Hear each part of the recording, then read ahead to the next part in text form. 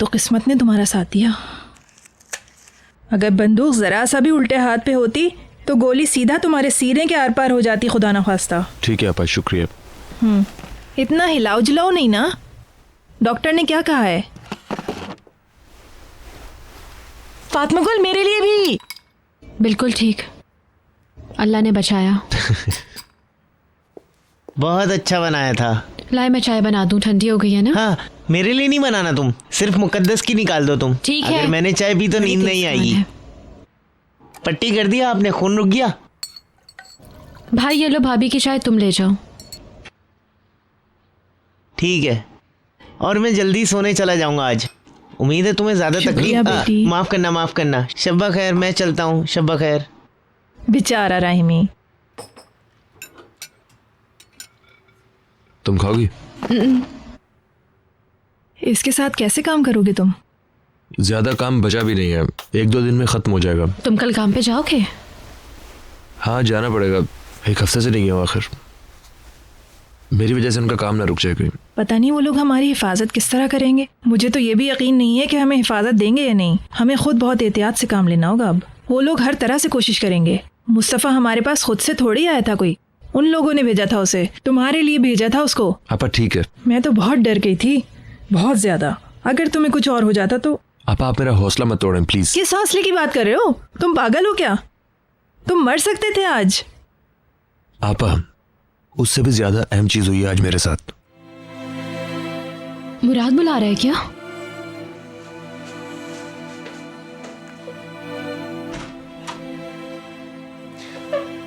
देखा आपने, वो भरोसा करती है मुझ पे। चलो आज जरा जल्दी सो जाना, तुम्हें आराम की जरूरत है। ठीक है, okay, good night. Good night. शब्बा खैर। सुबह को जरा जल्दी उठ जाओगे तुम? हाँ उठ जाऊंगा। फातिमा गुल को काम पे भी लेके जाना है पहले। नहीं, तुम्हें गाड़ी चलाने की जरूरत नहीं है, मैं खुद चलाऊंगी गाड़ी और तुम दोनों को काम पे ले जाऊंगी। ठीक है, अच्छी बात है। काश कि तुम कल भी आराम कर सकते। Good night. तुमको भी। चलो भाई चलो, अब हमें भी सोना चाहिए।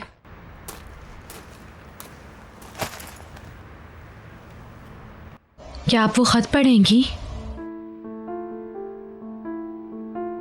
पढ़ लें क्या?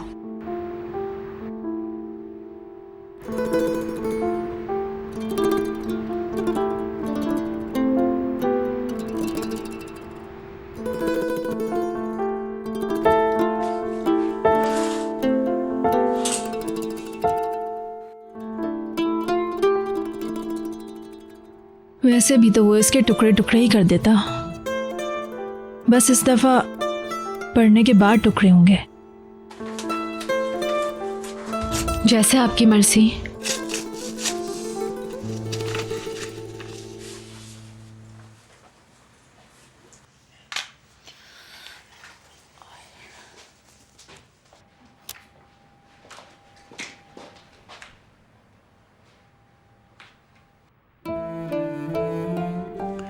प्यारे बेटे, एक और ख़त लिख रहा हूँ जिसमें शायद मैं अपने आप से ही बात कर रहा हूँ। पिछली दफ़ा की तरह इस दफ़ा भी मैंने ज़्यादा उम्मीदें नहीं लगाई हैं। गालिब साहब के इंतकाल से मुझे इतना सदमा पहुँचा है कि उसकी कोई हद ही नहीं है। अब कोई भी तुम्हारी इत्तला देने वाला नहीं बचा। इसका मतलब वो दोनों राब्ते में थे। बेटा, मेरी जिंदगी तुम्हारे बगैर हमेशा हमेशा अधूरी रहेगी, एकदम नामुकम्मल। शायर ने क्या खूब कहा है, जिंदगी होने के बावजूद जिंदगी नहीं। काश वो इसे पढ़ लेता।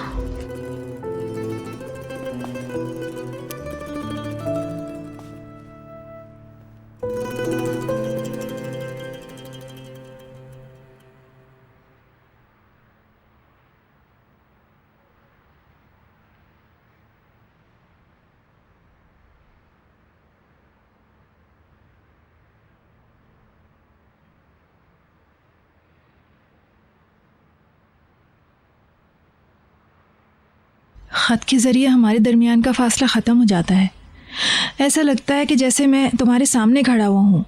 मुझ में जैसे कोई नई रूह फूंक देता है और मैं दोबारा जीना शुरू कर देता हूँ।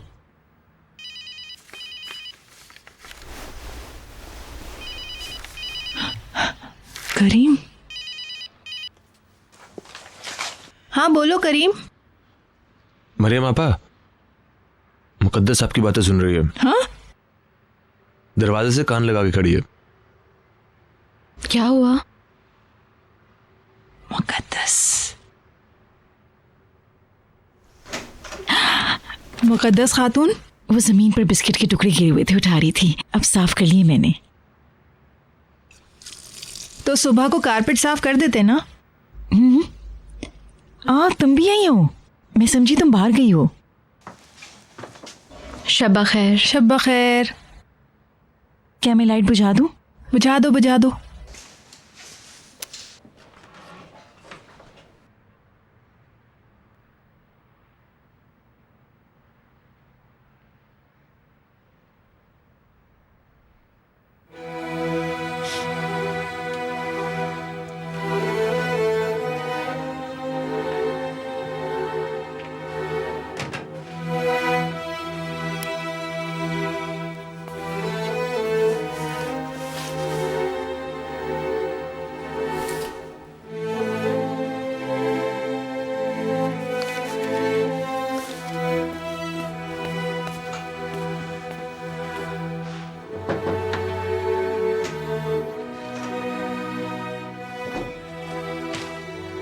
आगे पढ़ते हैं क्या है?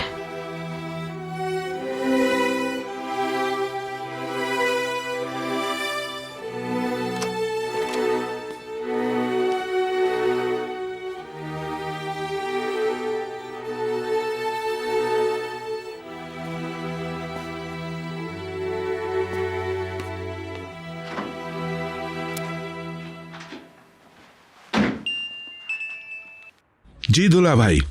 मुस्तफा का कुछ पता चला? मैंने उसे शहर के हर कोने में ढूंढा, आखिर वो अहमक मुझे समंदर किनारे मिल गया। हाँ, उसने करीम को जख्मी कर दिया। क्या कह रही हो तुम? मामला संगीन नहीं लगता, वो लोग जा चुके थे। उन्होंने रिपोर्ट दर्ज नहीं करवाई? नहीं, वो मुस्तफा को इस मामले में इन्वॉल्व करना ही नहीं चाहते थे। क्या उसके पास तुम्हारी दी हुई चीजें अभी भी मौजूद हैं? अब नहीं है, करीम ने उसे समंदर में फेंक दिया था। अब हमें किसी भी चीज की परवाह नहीं। हाँ हाँ बिल्कुल। अच्छा, हमें अब क्या करना चाहिए? कल मैं मुस्तफा को उनके खिलाफ बयान देने के लिए ले जाऊंगा। उम्मीद है ऐसे ही होगा, लेकिन मुझे उस आदमी पर भरोसा नहीं है मुनीर। आप बिल्कुल फिक्र ना करें, वो बहुत गुस्से में है और उनको नुकसान पहुंचा सकता है। अच्छा सुनो, तुम उसे तन्हा मत छोड़ना। उसका बयान दिलाने के बाद मैं उसे इस्तांबुल ले जाऊंगा। परिहान सलीम से मिलना चाह रही थी। मैंने अगले हफ्ते उनसे एक मीटिंग की दरखास्त की है, देखें क्या फैसला होता है। मैं वहां आकर तुमसे बात करता हूँ। Good night. तुम फिक्र नहीं करो, वो तुम्हें सलीम से मिलवा देगा। मुस्तफा ने क्या किया? उसने करीम से हाथापाई की, मगर उन्होंने उसके खिलाफ कोई कार्रवाई नहीं की। लिहाजा हालात काबू में है, कल उसका बयान लिया जाएगा। मुझे लगता है तुम मुझसे कुछ छुपा रहे हो। बिल्कुल सच बताओ। क्या इससे भी बदतर हो सकता है? जो तुमसे छुपाया जाए, खुदा के लिए बस करो। भला मैं तुमसे कुछ छुपाऊंगा?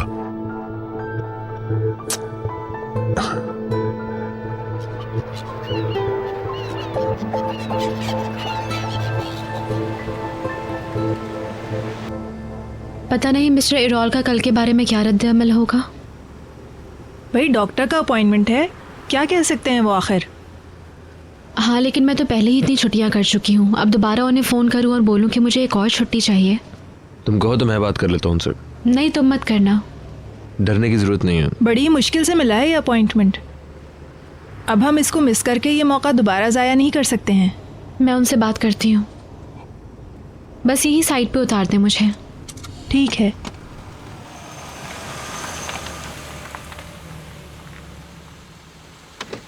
शुक्रिया। आपको उसे बता देना चाहिए। शाम को बताऊंगी मैं, शाम को। चलो, दिन अच्छा गुजरे। रात में मछली खाने का मूड है? मैं भी यही कह रही थी इसको अभी। बिल्कुल, क्यों नहीं। ठीक है, आप सलाद बनाना और मैं मछली ले आऊंगा। ठीक है, मैं कर लूंगी। फिर मिलते हैं।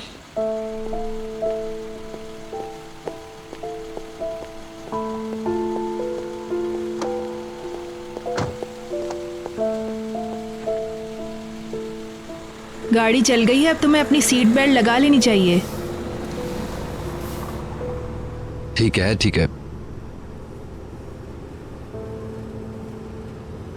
अब रात में क्या बातें कर रहे थे? किसके साथ? फातिमा गुल के साथ। पता नहीं मुकद्दस इतनी दिलचस्पी से उन बातों में से क्या सुनना चाह रही थी।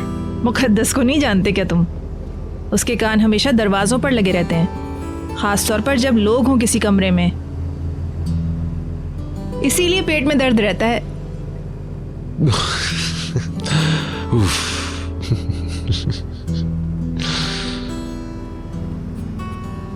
मैं वो 16 साल वापस नहीं ला सकता जो हमने खो दिए हैं। मैं जानता हूँ कि मैं उस खला को कभी पुर नहीं कर सकता जो मैंने तुम्हारी ज़िंदगी में पैदा कर दिया है, लेकिन मैं अब भी उस दिन का इंतज़ार कर रहा हूँ जब तुम मुझे वापस अपने पास बुलाओगे।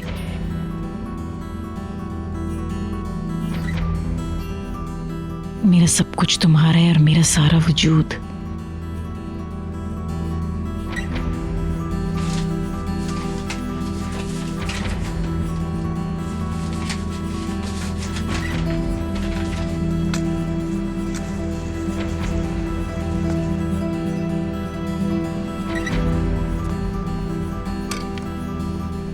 बीज कहाँ गए?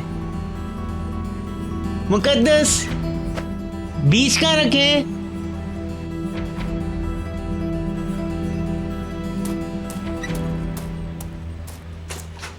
है, मैं बीज ढूंढ रहा हूँ, बीज। ये रहे। शुक्रिया। देखो, मैंने मरियम आपा के कहने के मुताबिक वहाँ पे सारी खुदाई कर दी है। मैं तो घास लगाऊंगा। हाँ, मरियम आपा खुद लगाएंगी फूल के पौधे। तुम क्या कर रही हो? मुझे खजाना मिल गया हैं? अच्छा तुम जाकर काम करो, मैं घर की सफाई कर रही हूँ। शुक्रिया शुक्रिया। चलो तुम सफाई करो। हाँ, अगर फारिग हो जाओ तो आ जाना। ठीक है।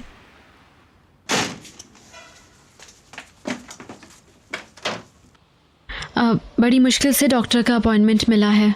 अगर मैं कल नहीं जा सकी तो बहुत आगे की तारीख मिलेगी और फिर बहुत मसला हो जाएगा मेरे लिए। तुम्हें क्या बीमारी है आखिर जो हमें नहीं पता है? नहीं, ऐसा कुछ नहीं है। अगर कोई खतरे की बात नहीं है तो तुम्हें इतनी जल्दी क्यों है?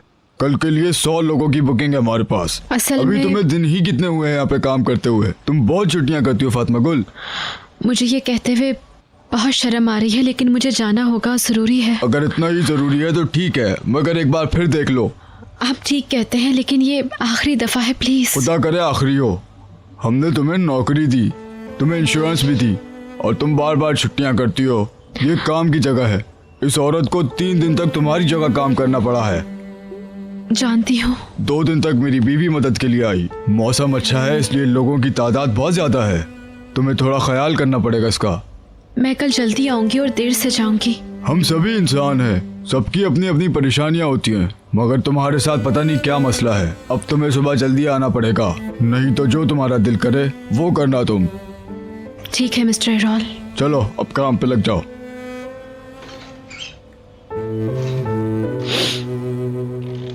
मेहमद, अभी ओवन मत चलाओ, कुछ तैयार नहीं हुआ मैं है। हर चीज़ जल्दी से तैयार कर देती हूँ और ओवन भी चला देती हूँ। ठीक है। अब तो बॉस तुमसे नाराज नहीं है ना? अब तो उदास मत हो।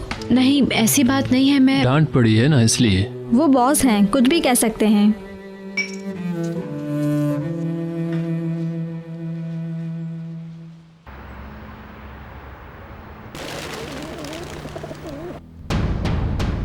कुछ दिनों बाद हमारी शादी होने वाली थी। मैं दिन रात मेहनत कर रहा था। कभी कभार तो मैं लंबे अरसे के लिए बाहर चला जाता था, क्योंकि जाना पड़ता था। तो तुम्हारा मतलब है कि उस रात से पहले वो लोग एक दूसरे को जानते थे? लेकिन मुझे लगता है कि उस रात से पहले उनके दरमियान कुछ ऐसा वैसा नहीं हुआ था। तो तुम्हारा कहना है कि उस रात से पहले इनका आपस में कोई ताल्लुक नहीं था? जी, उस रात से पहले कभी नहीं। अच्छा, आगे बताओ। जी, लेकिन वो अक्सर मिला करते थे स्टोर वगैरह में। मेरा मतलब है कि करीम और फातिमा गुल, उसने इस्तांबुल में एक अच्छी जिंदगी का लालच देकर उस लड़की को फंसा लिया। फातिमा गुल एक सीधी सादी मकामी लड़की है जिसे फंसाना आसान है। अच्छा, तो तुम ये बताओ, ये सब कुछ तुम्हें कब और कैसे पता चला? नहीं, मुझे शक हुआ कि उनके दरमियान कुछ चल रहा था। फातिमा गुल बहुत बदल गई थी। एक दिन वो कह रही थी कि अगर हमारी शादी हुई तो हम यहाँ नहीं बल्कि इस्तांबुल में रहेंगे। मैंने पूछा तुम्हारा क्या मतलब है, अगर शादी हुई? बहरहाल इसलिए वो जानती थी कि मेरी जिंदगी दूसरों की तरह नहीं होगी। मगर तुम तो इस्तांबुल में रहते हो ना? ये जरूरी हो गया था। कस्बे के लोग बातें बना रहे थे, मैं ये मजीद बर्दाश्त नहीं कर सकता था। मेरे लिए दो ही रास्ते थे, या उनको मार दूं या से पुरसुकून हो जाओ। हाँ तो तुम बोलो। तुमने तो बताया था कि उस वाकये से पहले भी एक दूसरे से मिलते थे। सलीम यशान की मंगनी के बाद वो लोग किचन में काम कर रहे थे। कौन लोग? फातिमा गुल, उसकी आंटी और उसका भाई और कस्बे के कुछ लोग भी किचन में यशरान फैमिली का हाथ बटा रहे थे। अच्छा। क्योंकि काफी रात हो चुकी थी। मैं उनको कार में लेने के लिए गया, वहां मैंने उनको देखा। वो दोनों वहां थे, फातिमा गुल और वो करीम अलगास। वो छुपकर बातें कर रहे थे। वो आदमी मुझे देखकर वहां से भाग गया। हाँ, जब मैंने फातिमा गुल से इसके बारे में पूछा तो उसने झूठे बहाने बनाकर उस बात को छुपाने की कोशिश की। उसने कहा कि वो उस आदमी को नहीं जानती। मैं अगली सुबह एक नई समंदरी सफर पे जाने वाला था। मैंने फातिमा गुल को मंगनी तोड़ने की धमकी भी दी। मैंने उसे काफी सख्ती से डांटा और वो फातिमा गुल और वो उसके पास चली गई। अच्छा, तो उस आदमी के घर पे? नहीं, साहिल पर। जाए वकुआ पर? जी हाँ, उससे ताल्लुक तोड़ने के लिए, क्योंकि वह मुझे खोने से डरती थी। लेकिन करीम ने उसे समझाने की काफ़ी कोशिश की थी।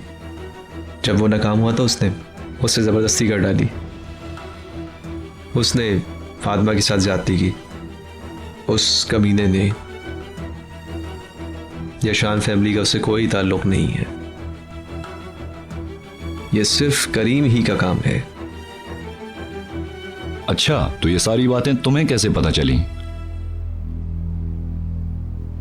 उसकी भाभी से। किसकी भाभी से? फातिमा गुल की। मुकद्दस कैतानजी ने। ये वाक़या सुनकर मैं वापस आया। मैं तो पागल हो गया था। मैं फौरन फातिमा गुल के पास गया।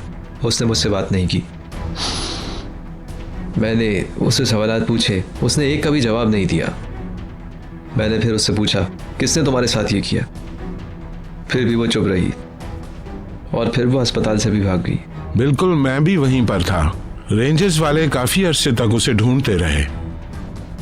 और जब मुकद्दस आंटी को यकीन हो गया कि फातिमा गुल उसी आदमी के पास गई है तो उसने बड़े दुख से ये सारा माजरा मेरी अम्मी को बता दिया।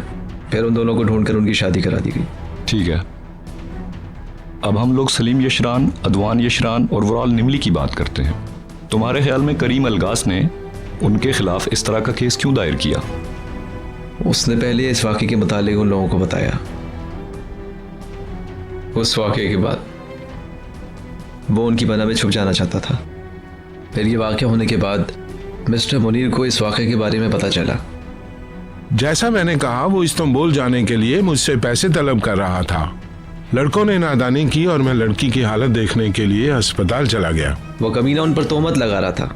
उसने चालाकी से फातिमा गुल से यह बयान दिलवाया कि फातिमा गुल से ज्यादती करीम ने नहीं, दूसरे लड़कों ने की थी। इस बात का मकसद था कि करीम की जान बच जाए। लेकिन वो इसको पैसे क्यों देगा? अगर वो खुद मुलविस नहीं है तो उसको कोई क्यों खामोश करवाना चाहेगा? क्योंकि उन्होंने पहले उसकी मदद की थी।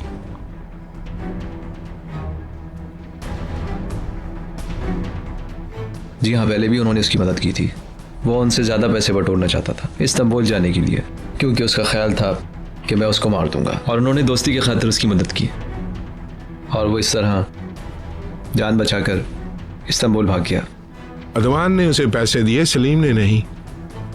ठीक है, अब तुम ये बताओ, तुम इस्तांबुल कैसे गए थे? तुमने यशरान की कंपनी में काम किस तरह शुरू किया?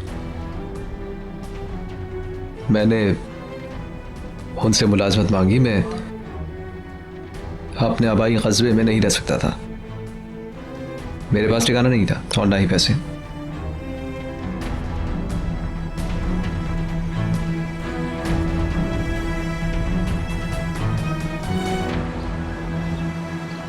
यार 8 दिन गुजर चुके हैं, उन्हें हमारी फिक्र भी है या नहीं?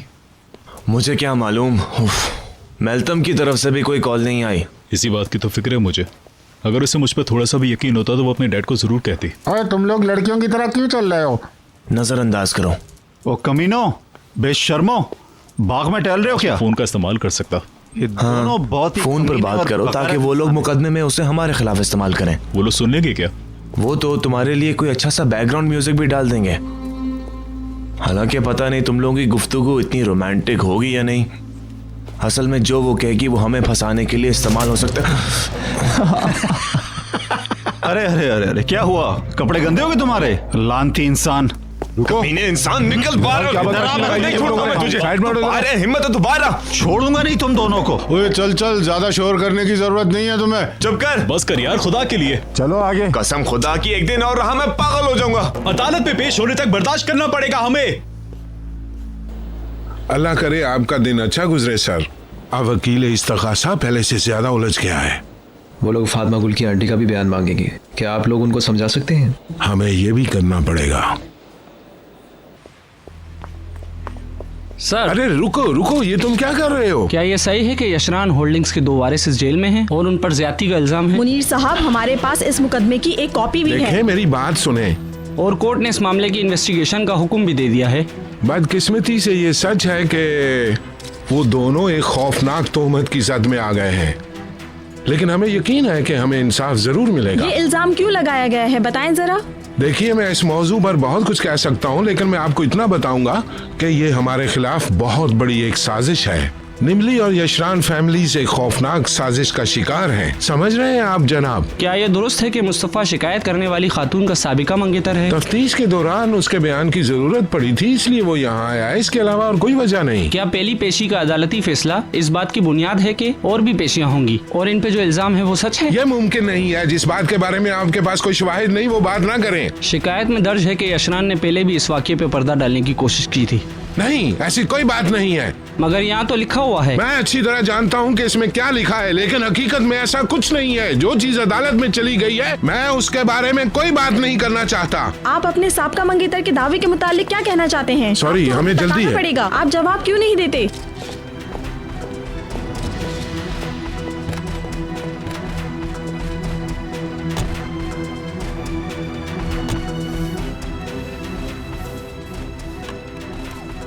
मुझे इसी चीज का डर था, लेकिन मुझे ये तवक्को नहीं थी कि ये बात इतनी जल्दी आम हो जाएगी। उन लोगों को ये सारी मालूमात कैसे मिली? ये पूछो कि मालूमात कौन देता है।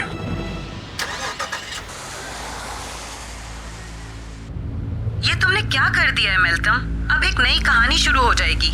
यही तो मैं चाहती थी। अब कोई भी नहीं छुपा सकेगा इस बात को। तुम्हें अपने वालिद के स्टेटस का कोई ख्याल नहीं है? मेरे डैड को अपनी इज्जत बहुत अजीज है, बल्कि बहुत ज्यादा ही अजीज है। अगर इनके बस में होता तो इसमें से कोई भी चीज बाहर ना आती। बल्कि तलाक के बाद की बातें भी उन्होंने पहले से ही तय कर ली थी। ये बात मैंने खुद सुनी है। अब इस बात की तफसील सब अखबार में पढ़ेंगे। मुझे यकीन नहीं आ रहा है तुम पे। मुझे इस बात का अफसोस है कि मैं अब तक बेवकूफ बनी रही। अच्छा, अब मैं फोन बंद कर रही हूँ।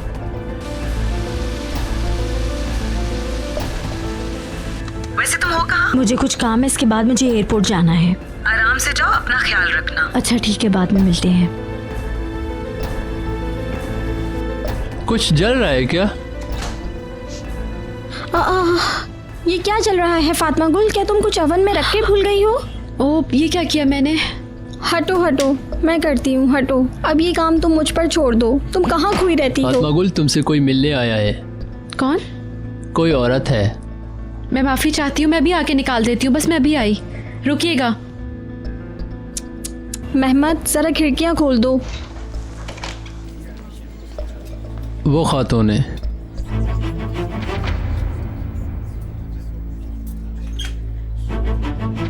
बैठ जाओ प्लीज। क्या चाहती हैं आप?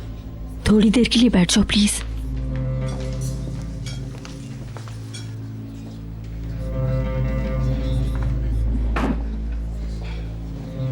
मैंने आपसे पहले भी कहा था कि हमें तन्हा छोड़ दें। इस बारे में यहाँ कोई कुछ नहीं जानता। ठीक है फातिमा गुल, मैं यहाँ कुछ बिगाड़ने के लिए नहीं आई। मैं इस वजह से आई हूँ कि मुझे तुम्हारी बात पर बिल्कुल यकीन है। शुरू दिन से मैं तुम्हें सही समझती थी, तुमने बहादुरी से सच बताने की कोशिश की, मगर फातिमा गुल मैं इतनी हिम्मत नहीं दिखा सकी। अब मैं मजीद जानना चाहती हूँ। बेहतर है कि आप मजीद कुछ ना जाने, यहाँ से चली जाइए तो आपके लिए ज़्यादा अच्छा होगा।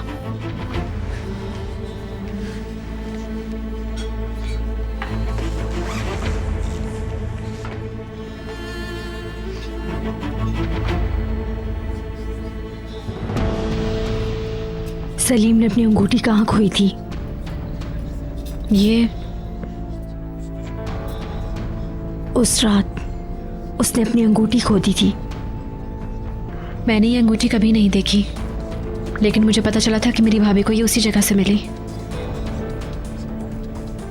वही जगह थी ना जहाँ ज्यादती हुई थी? हाँ, और उसके बाद वो यशरान वालों के पास ये अंगूठी लेके गई थी। मेरा नाम मुकद्दस कितांजी है। हाँ, मैं फातिमा गुल की भाभी हूँ।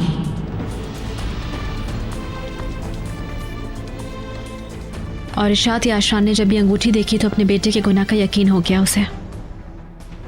तुम्हें ऐसा करते हुए शर्म नहीं आई? सलीम क्या हो रहा है वहाँ? कुछ नहीं, तुम अपनी टेबल पर वापस जाओ। फिर उन्होंने उसे धमकियां दी और पैसे देकर वो अंगूठी वापस ले ली। उन्होंने एक एक करके सारे सबूत खत्म कर दिए। उन्होंने एक एक करके तमाम गवाहों को मिटा दिया, हत्ता कि मुझे भी खामोश करा दिया।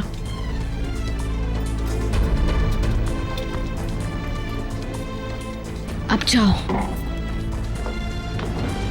तुम मुझे सब कुछ बताओ, हर चीज। नहीं हो सकता ये। बताओ मुझे। अपने साथ ऐसा मत करो।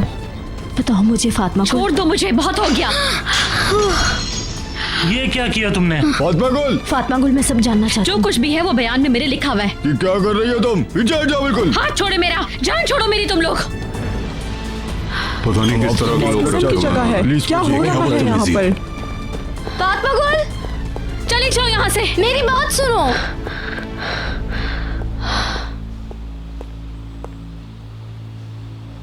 ये अंगूठी रख लो, मैं तुम्हारे साथ हूँ।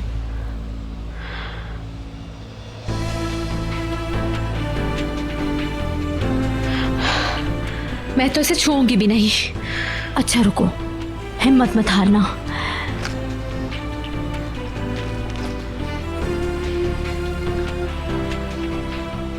जब तक तमाम मुल्जिमों को सजा नहीं मिल जाती, तब तक ये अंगूठी अपने पास रखो। ये लो, रख लो। किसी को पता नहीं चलेगा कि ये मैंने तुमको दिया है, ठीक है?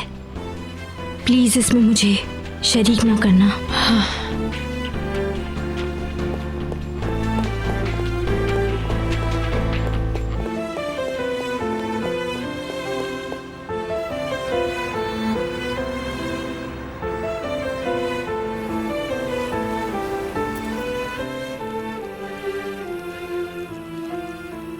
हाँ, उस वक्त की अंगूठी बहुत अहम थी, मगर अब क्या साबित कर सकते हैं हम इससे? मैं तो कहती हूँ इसे फेंक दें। बेशक हम कुछ भी साबित नहीं कर सकते, ये बेकार है। हम तो ये भी साबित नहीं कर सकते कि वही अंगूठी है।